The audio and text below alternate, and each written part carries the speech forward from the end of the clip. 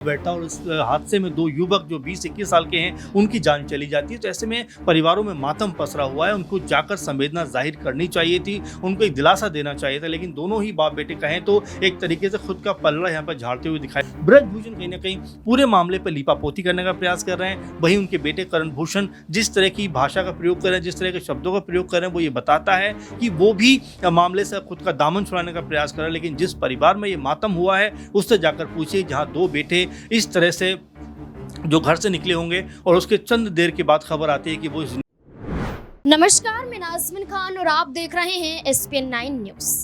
आखिरी चरण के मतदान के लिए मात्र एक दिन का समय बाकी है और 4 जून को नतीजे देश भर में आने हैं।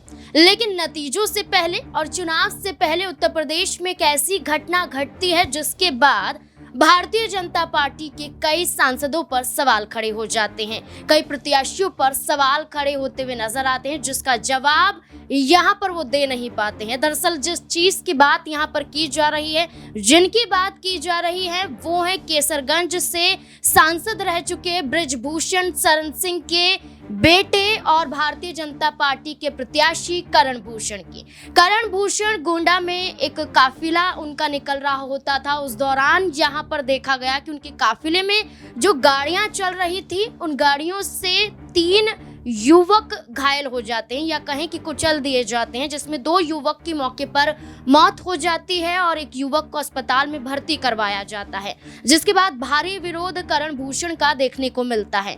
वहां की जनता विरोध करती है और इल्जाम लगाया जाता है करण भूषण पर। कहा जाता है कि करण भूषण की वजह से ही उन युवकों की जान गई है, लेकिन करण भूषण सफाइयां पेश करते हुए नजर आते हैं कि उन्होंने ऐसा कुछ भी नहीं किया है, बल्कि वो निर्दोष हैं। वो तो खुद मदद के लिए आगे आए, वो तो अस्पताल भी पहुंचे, मुआवजे की भी बात वो करते हुए दिखाई दिए। लेकिन मामला यहाँ पर तब बिगड़ा जब ब्रजभूषण शरण सिंह ने अपने बेटे के बचाव में ड्राइवर को आरोपी बना दिया। ये कह दिया कि उनके बेटी की जिम्मेदारी नहीं थी, बेटी का कोई भी कसूर नहीं था, ये तो ड्राइवर का था जो गाड़ी चला रहे थे। ड्राइवर की वजह से ही युवकों की हत्या हुई है।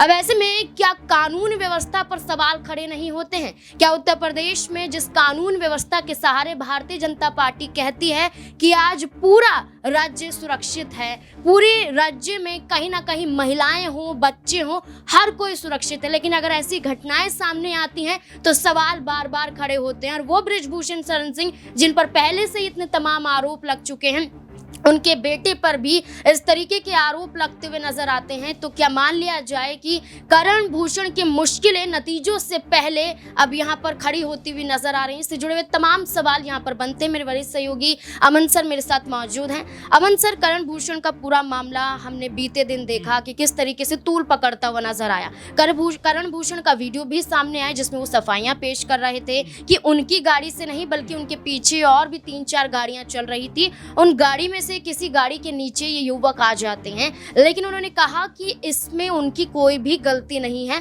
वो निर्दोष हैं। लेकिन काफिला तो आपका था, गाड़ियां भी आपकी थी, उसके बाद आप यहाँ पर जिम्मेदारी लेते हुए नजर नहीं आ रहे हैं, तो आप इसको किस तरीके से देखते हैं? देखिए, बिल्कुल जनता के लिहाज से अगर देखा जाए तो ब्रजभूषण हमेशा ये बात कहते हुए नजर आते हैं कि भाई जनता जनार्दन उनके लिए सब कुछ है और जनता के बूते ही वो यहाँ पर कह सकते हैं कि इतने दिनों से लगातार जीत रहे हैं और केसरगंज समेत जो आसपास का इलाका है उनको बहुत मानता भी है। लेकिन हैरानी उस वक्त होती है जब उनके बेटे के ऊपर इस तरह का आरोप लगता है कि उनके काफिले की गाड़ी के द्वारा इस तरह की जो कह सकते हैं कि हादसा है वो सामने आया है। लेकिन उसके बावजूद भी ना करण भूषण वहाँ पर रुकते हैं, ना ही उस परिवार से मिलते हैं, और जो लोग विरोध कर रहे हैं वो इसी बात का कर रहे हैं कि भाई अगर हादसा हो गया तो उसके बाद एक सिंपैथी के तौर पर आपको वहाँ रुकना चाहिए था और जो हादसा के कह सकते हैं परिवार उनके घर में जाना चाहिए था, बात करनी चाहिए थी, एक संवेदना जाहिर करनी चाहिए थी। लेकिन उसके बाद 2 दिन के बाद या 1.5 दिन के बाद उनका एक वीडियो सामने आता है जिसमें वो कहते हैं मैं बहुत दुखी हूँ और मुझे पता है कि बहुत ये गमगीन बात है, लेकिन हर कोई ये पूछ रहा है कि भाई जब इतना सब कुछ था तो आखिर आप रुके क्यों नहीं? ये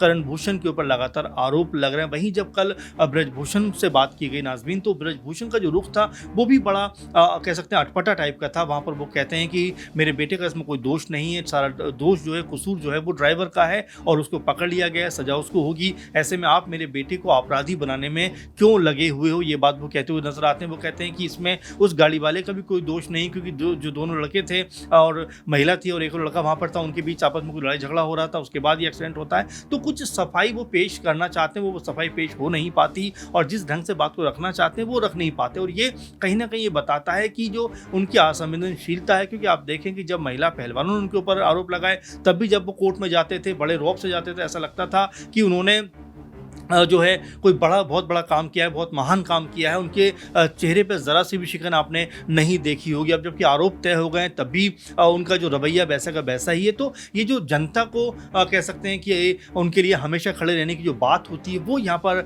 निराधार साबित होती है, क्योंकि ब्रजभूषण, अगर उनके बेटे ने ऐसा किया है तो ब्रजभूषण को वहाँ पर जाना चाहिए था, परिवार से मिलना चाहिए था। और जो संवेदना एक होती है कि हादसा कहीं भी और कभी भी हो सकता है, इसके लिए जी करण भूषण कहते हैं कि मैंने तो अपनी गाड़ी तक पहुंचाई थी वहां पर, जब मुझे मालूम हुआ कि ऐसा हादसा हुआ है तो गाड़ी मैंने वहां पर खुद अपनी पहुंचाई थी। यानी कि वो सफाइयां दे रहे हैं कि ये हादसा हुआ था, उन्हें मालूम है और वो मदद के लिए आगे आए थे, लेकिन वहां तो मौजूद नजर नहीं। बिल्कुल, जो वीडियो सामने है उसमें साफ दिख रहा है कि वहाँ लोग मौजूद हैं और गाड़ी वहाँ से जा चुकी है। जो जिस गाड़ी से एक्सीडेंट हुआ वही एक किनारे पर खड़ी हुई दिखाई पड़ती है। तो ऐसे में वही बात हो रही है कि उनको मौके से फरार नहीं होना चाहिए था। ऐसे में ऐसा लग रहा है कि क्या वाकई ये अपराध उनकी वजह से हुआ है, या देखिए उनके काफिले की गाड़ी से भी हुआ है तो कहने की जिम्मेदारी उनकी बनती है कि अगर उनके काफिले की गाड़ी से इस तरह का कोई एक्सीडेंट हुआ है। और दूसरी बात देखिए, जिस क्षेत्र की हम बात कर रहे हैं वो कोई हाईवे नहीं है, छोटी रोड है और आपको बहुत संभल के गाड़ी चलानी चाहिए। अगर मान लीजिए कोई तुरंत बाइक से किसी रास्ते से आ गया तो आपको संभालना मुश्किल हो जाएगा। कुछ ऐसा ही इस पूरे मामले में दिखाई पड़ रहा है, जहाँ पर ड्राइवर जो है अपना संतुलन खो बैठता है और इस हादसे में दो युवक जो 20-21 साल के हैं उनकी जान चली जाती है। तो ऐसे में परिवारों में मातम पसरा हुआ है, उनको जाकर संवेदना जाहिर करनी चाहिए थी, उनको एक दिलासा देना चाहिए था। लेकिन दोनों ही बाप बेटे कहें तो एक तरीके से खुद का पलड़ा यहाँ पर झाड़ते हुए दिखाई पड़ते हैं। जबकि हम अगर ब्रजभूषण के मुंह से सुने तो उन्हें वो ये कहते हुए नजर आते हैं कि 20, 25, 30 साल से भी ज़्यादा हो गया मुझे इस क्षेत्र को संभालते हुए, देखते हुए, बीजेपी को स्टैंड करते हुए। लेकिन अगर ऐसा कुछ हादसा उनके बेटे के काफिले से भी हुआ, चलिए मानना एक बार के लिए कि उनके बेटे डायरेक्टली इसमें इन्वॉल्व नहीं है या उनका कोई लेना देना नहीं है, लेकिन उस काफिले की जिम्मेवार उनके ऊपर थी, जिम्मेदारी उनके ऊपर थी, कहाँ वो जा रहे थे। अगर ऐसा कोई भी उनके साथ चल रही गाड़ियों के साथ भी कुछ होता तो क्या वो नहीं रुकते? तो ऐसे में कई सवाल खड़े होते हैं कि इस तरह से उनको फरार नहीं होना चाहिए था। लोगों में एक नेगेटिव कहीं ना कहीं इम्पैक्ट, जो इमेज है वो बनती हुई नजर आ रही है। क्योंकि साक्षी मलिक ने कहा था क्या फ़र्क पड़ता अगर बाप नहीं तो बेटे को अगर यहाँ पर खड़ा कर दिया जाता तो बात तो एक जैसी ही लगती है। तो आप समझ सकते हैं किस तरह से यहाँ पर पूरा जो माहौल है वो ब्रजभूषण के और उनके बेटे के खिलाफ जाता हुआ दिखाई पड़ रहा है। जी बिल्कुल, यहाँ पर ब्रजभूषण और उनके बेटे करण भूषण के खिलाफ ये पूरा मामला यहाँ पर देखने को मिल रहा है। लेकिन आखिरी सवाल सर ये रहेगा कि जो सूबे के मुख्यमंत्री हैं योगी आदित्यनाथ, वो तो अपनी कानून व्यवस्था को लेकर कई बड़े दावे करते हुए नजर आते हैं, लेकिन कई बार हमने घटनाएं ऐसी देखी हैं कि राजनेताओं पर ही हमला हो जाता है। अब देखिए चंद्रशेखर आजाद की बात कर लें, जब उनका भी काफिला निकलता हुआ नजर आया था सहारनपुर में, तब यहाँ पर एक हादसा होता है कि कुछ लोग आते हैं, गोलियां दागते हुए दिखाई देते हैं। बस चंद्रशेखर आजाद की साइड से गोली निकल जाती है, बच जाते हैं, लेकिन अगर वहां पर वो गोली लग जाती तो वहां पर उनकी जान भी जा सकती थी। तो सवाल कानून व्यवस्था पर है और ऐसे पूरे मामले में योगी आदित्यनाथ क्यों खुलकर सामने नहीं आए, क्यों एक्शन नहीं ले रहे? देखिए बिल्कुल, और जाहिर सी बात है कि जब कानून व्यवस्था की बात आती है, और देखिए हैरानी इस बात को लेकर होती है नाज़मीन की इन दोनों लड़कों की मौत की खबर किसी भी मीडिया में आपने देखी नहीं होगी, ना कोई ब्रेकिंग चली, ना कुछ कोई भी पैकेज इसके ऊपर आया। तो आप समझ सकते हैं कि जिस तरह से ढुलमुल रवैया अपनाया जाता है ऐसे मामलों के ऊपर, जबकि अगर नेताओं को देखें अगर ज़रा सी खरोच भी आ जाती है तो वो ब्रेकिंग न्यूज़ बन जाती है। तो ऐसे में ये समझा जा सकता है कि जो आम आदमी, उसकी जान की परवाह किसी को नहीं है, कोई भी उसके ऊपर बात नहीं करना चाहता। आपने शासन प्रशासन की बात की, देखिए बिल्कुल जिस तरह का ढुलमुल रवैया अपनाया जा रहा है और लोगों ने विरोध प्रदर्शन किया बाकायदा। आप देखिए कि कई कह सकते हैं सैकड़ों लोग जो थे वो सड़कों पर नजर आ रहे थे और ये बता रहे थे कि जो कुछ हुआ है वो बेहद दुखद है, दर्दनाक है। लेकिन उसके बावजूद भी करण भूषण को वहाँ पर ना रुकना ये बताता है कि उनको पता है कि कानून व्यवस्था को किस तरह डील करना है, किस तरह से उसके साथ में सामने पेश होना है। और ये सब चीज़ें उनको अच्छे से पता है, क्योंकि उनके पिता बारंबार ये कहते रहे हैं कि दबदबा है और दबदबा कायम रहेगा। और ये चीज़ें जो बताती हैं कि अगर आम आदमी कोई उनके ही क्षेत्र का है, अगर इस तरह के हादसे का शिकार हो जाता है तो उनके चेहरे पर शिकन नहीं आती, बल्कि वो अपने ड्राइवर को दोषी ठहराते हैं, वो तमाम लोगों को दोषी ठहराते हैं। और यहाँ तक ब्रजभूषण कहते हैं कि वो दोनों लड़के ही दोषी थे, क्योंकि आपस में झगड़ा कर रहे थे और अपने आप अचानक वो गाड़ी के सामने आ गए। तो आप समझ सकते हैं कि सारी जो जो सारी की सारी चीज़ें ये बताती हैं कि यहाँ पर ब्रजभूषण कहीं ना कहीं पूरे मामले पर लीपापोती करने का प्रयास कर रहे हैं। वहीं उनके बेटे करण भूषण जिस तरह की भाषा का प्रयोग कर रहे हैं, जिस तरह के शब्दों का प्रयोग कर रहे हैं, वो ये बताता है कि वो भी मामले से खुद का दामन छुड़ाने का प्रयास कर रहे हैं। लेकिन जिस परिवार में ये मातम हुआ है उससे जाकर पूछिए, जहाँ 2 बेटे इस तरह से जो घर से निकले होंगे और उसके चंद देर के बाद खबर आती है कि वो इस दुनिया में नहीं रहे, तो उस परिवार पे क्या बीत रही होगी। कम से कम इसका ध्यान रखते हुए, इसका लिहाज रखते हुए ब्रजभूषण या करण भूषण को अपने स्टेटमेंट देने चाहिए थे। और अहम बात ये हो जाती कि अगर उस परिवार से जाकर मिलते तो मेरे ख्याल से उनके लिए ये बेहतर होता। और साथ में जनता है जो लगातार यही सवाल कर रही है कि उनको भागना नहीं चाहिए था, उनके अंदर भी जो दुख इस बात का है वो शायद दुख नहीं रहता। बिल्कुल, यहाँ पर अगर देखा जाए तो जो सत्ता में होता है वो अपनी तमाम पार्टी के नेताओं को बचाने की कोशिश ज़रूर करता है। अब ऐसे में उत्तर प्रदेश की बात करें तो ब्रजभूषण शरण सिंह भारतीय जनता पार्टी का हिस्सा हैं। भारतीय जनता पार्टी की तरफ से ही करण भूषण केसरगंज से चुनाव लड़ रहे हैं। 4 जून को नतीजे आएंगे, लेकिन उससे पहले कई बड़े सवाल दोनों पर दागे जा रहे हैं कि आखिरकार अगर यहाँ पर घटना घटी है तो इसका जिम्मेदार कौन है, इसका पता लगाना भी बेहद जरूरी है। जांच होनी चाहिए और उसके बाद जो दोषी है उसे जरूर गिरफ्तार करना चाहिए। लेकिन ये मामला ठंडे बस्ते में तब चला जाता है जब इसको लेकर कहीं भी पूछताछ होती हुई नजर नहीं आती है, ना ही मीडिया में ये सुर्खियों के रूप में देखा जाता है। लेकिन अब देखना होगा कि क्या इस मामले में कोई नया मोड़ आता है या फिर नहीं। इस मुद्दे को लेकर आपकी क्या राय है, कमेंट सेक्शन में जरूर बताएं। देखते रहें SPN 9 न्यूज़। धन्यवाद।